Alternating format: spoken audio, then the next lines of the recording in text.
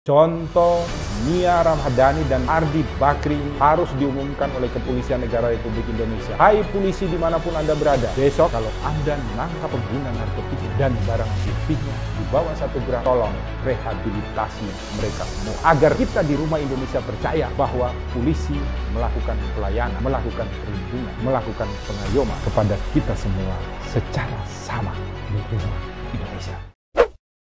Salam Pancasila, salam penegakan hukum. Halo sahabat Rumah Pancasila, kembali lagi bersama kami di channel Rumah Pancasila, membahas isu-isu hukum dalam bingkai Pancasila. Kali ini Rumah Pancasila akan membahas video-video mengenai isu hukum yang masuk ke dalam DM sosial media kami. Jangan lupa untuk tetap like, share, dan subscribe channel kami, dan mari berbagi ilmu. Salam Pancasila.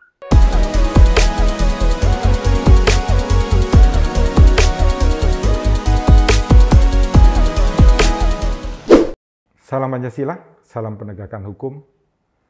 Jangan lupa selalu berbuat kebaikan di Rumah Indonesia. Ini kami di tag tentang Nia Ramadhani dan Andi Bakri ini dari undercover.it, di tag oleh beberapa teman Rumah Pancasila. Tentang BNN memberikan rekomendasi kepada Nia Ramadhani. Pertanyaannya adalah, apakah ini sesuai dengan hukum ataukah tidak? Kita lihat dulu komentar netizen. Yang pertama dari Pungki Wex, sudah bisa ditebak, ada 42 like.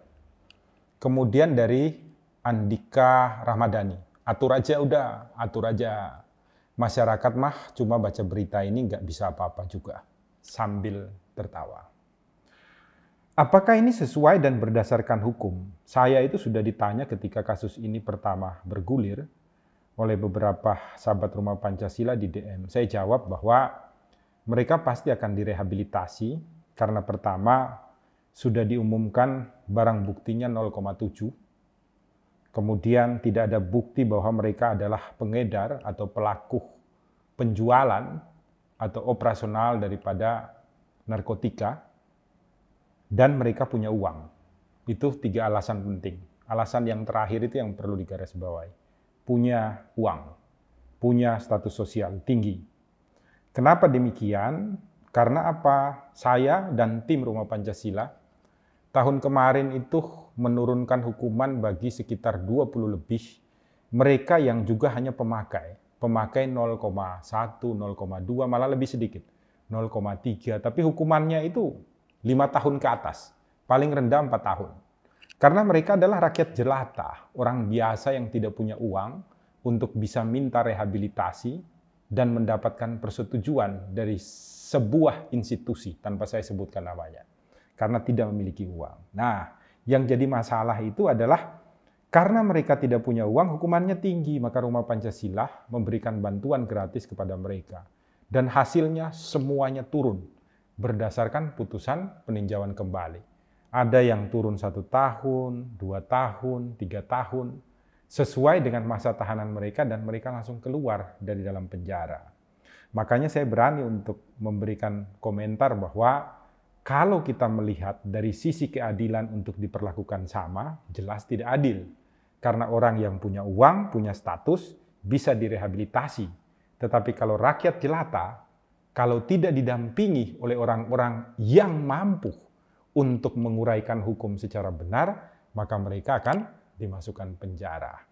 Nah, saya ingin menyampaikan kepada sahabat Rumah Pancasila bahwa secara hukum, bagi mereka yang kedapatan sebagai pengguna narkotika dan barang buktinya di bawah 1 gram, maka berdasarkan pasal 127 dan turunan daripada peraturan Mahkamah Agung, surat edaran Mahkamah Agung, dan aturan-aturan lain, itu mereka dapat diberikan rehabilitasi berdasarkan rekomendasi dari BNN.